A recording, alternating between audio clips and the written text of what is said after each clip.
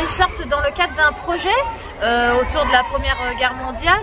Donc c'est le projet du bled à la tranchée, c'est-à-dire de raconter l'histoire d'un soldat de son village, que ce soit la France métropolitaine ou la colonie, jusqu'à la tranchée, jusqu'au front. Et du coup, dans ce cadre, on les amène au musée de Meaux, le musée de la Première Guerre mondiale, et également visiter les cimetières autour.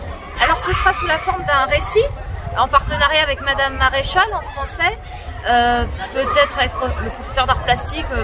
En gros, c'est de raconter un peu comme à la manière des lettres d'un poilu ce parcours, ce récit, inspiré du coup avec les informations de cours, mais aussi du musée qu'ils ont récolté au musée et durant la visite du cimetière. Une nouvelle de plusieurs pages, minimum 2, peut-être plus, s'ils sont inspirés. Voilà. Le jeudi 27 janvier, les classes de 3e 1 et de 3e 3 sont allées à Meaux pour une visite du musée sur la Première Guerre mondiale et le parcours historique sur les traces de Charles Péguy. Voici un reportage sur cette journée. Sur cette carte du monde de 1914 apparaissent en rouge les anciennes colonies françaises.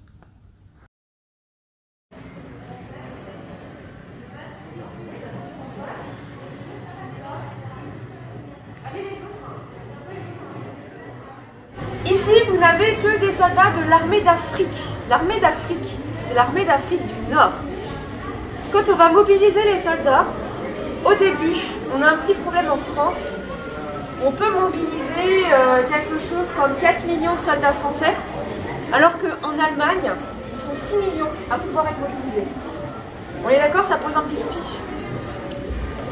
Du coup, il y a des généraux qui vont proposer que les soldats des colonies viennent en territoire métropolitain pour se battre. C'est quand même important et essentiel, parce que les tranchées, il faut pouvoir les conserver, il faut pouvoir les améliorer, il faut pouvoir les réparer. Et eux, ils vont faire partie de ces bataillons d'État qui vont aider à faire ça. Et regardez là, à côté de lui, il a une hache. On va aller couper du bois, parce qu'on va beaucoup utiliser du bois. L'après-midi, les deux groupes ont été réunis pour faire le parcours historique sur les traces de Charles Péguy. Ici, on est autour d'une carte et ensuite nous sommes passés devant une fosse commune de soldats inconnus.